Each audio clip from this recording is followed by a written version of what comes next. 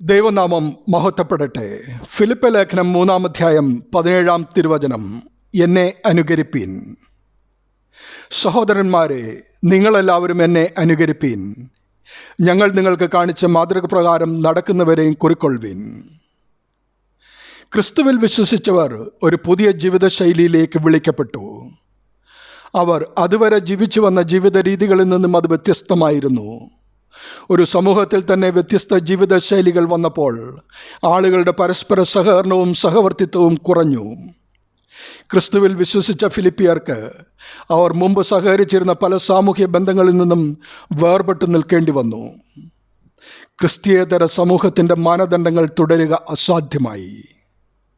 പുതിയ രക്ഷാജീവിത ശൈലിക്ക് മാതൃക കാട്ടിക്കൊടുക്കുവാൻ തത്വങ്ങൾക്കുപരി മാർഗദർശികൾ ഇല്ലാതെ വന്നു.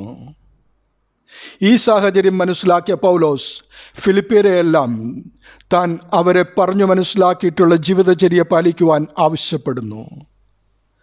ഇത് പൗലോസ് പറയുന്നത് താൻ ക്രിസ്തുവിനെ അനുകരിക്കുന്നു എന്ന ധൈര്യത്തിലാണ്.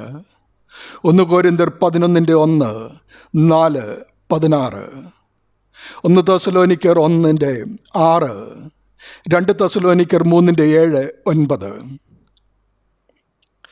ചിലർ വ്യത്യസ്തമായ രീതികൾ അവലംബിച്ചതായി അപ്പോസ്തലന് അറിവ് കിട്ടിയതുകൊണ്ടാവണം ഇപ്രകാരം അദ്ദേഹം ഉദ്ബോധിപ്പിക്കുവാൻ കാരണം. സാധാരണ നാം ക്രിസ്തുവിനെ മാതൃകയാക്കാനാണ് ഉപദേശിക്കുന്നത്. എന്നാൽ എന്നെ അനുകരിപ്പീൻ എന്ന ഫിലിപ്പിയ ജനതയോട് പൗലോസ് അപ്പോസ്തലൻ ഉപദേശിക്കുമ്പോൾ അദ്ദേഹം ക്രിസ്തുവിൻ്റെ യഥാർത്ഥ അനുകാരിയാണെന്നുള്ളത് ജീവിതത്തിൽ കൂടി തെളിയിച്ചിരിക്കുന്നു.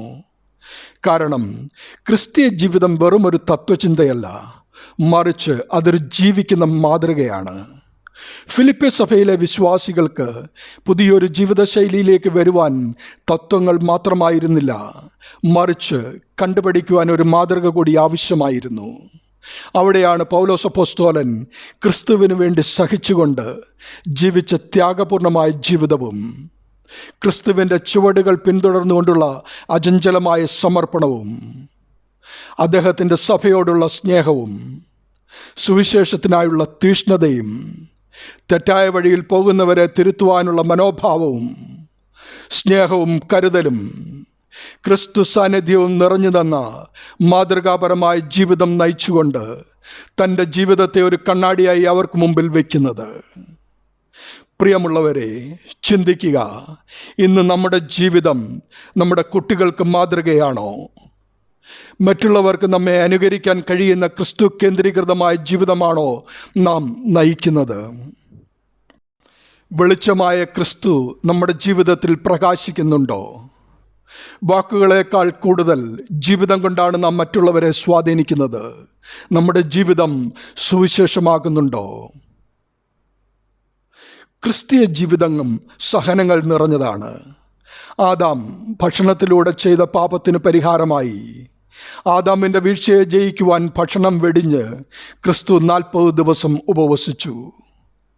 ഉപവാസശേഷം സാത്താൻ ക്രിസ്തുവിനെ ആദ്യം പരീക്ഷിക്കുന്നത് ഭക്ഷണത്തിലെ പ്രലോഭനത്തിലൂടെയാണ്. ജഡത്തെ ജയിക്കുന്നവന് സാത്താനെയും ജയിക്കുവാൻ കഴിയും, ലോകത്തെയും ജയിക്കുവാൻ സാധിക്കും. ക്രിസ്തീയ ജീവിതത്തിലെ സഹനങ്ങൾ ജഡത്തിൽ അനുഭവിച്ചെങ്കിൽ മാത്രമേ നാം ക്രിസ്തുവിനോട് അനുരൂപപ്പെടുകയുള്ളൂ, നിത്യതയ്ക്ക് യോഗ്യരാകൂ. ഉപവാസം ജഡത്തെ ജയിക്കുവാനാണ്. അമിതാഹാരം ഒരു അഡിക്ഷനാണെന്ന് ഓർക്കുക. ക്രിസ്തു ജഡത്തിൽ കഷ്ടമനുഭവിച്ചു. അതുപോലെ ക്രിസ്തീയ ജീവിതത്തിലെ സഹനങ്ങൾ സന്തോഷത്തോടെ സ്വീകരിക്കുമ്പോൾ അതിനെ അതിജീവിക്കുവാൻ ദൈവാത്മാവ് നമ്മെ സഹായിക്കും. യഥാർത്ഥ വിശ്വാസിയായ ദാവീദ് പറയുന്നു, എൻ്റെ ദൈവത്താൽ ഞാൻ മതിൽ ചാടി കടക്കും.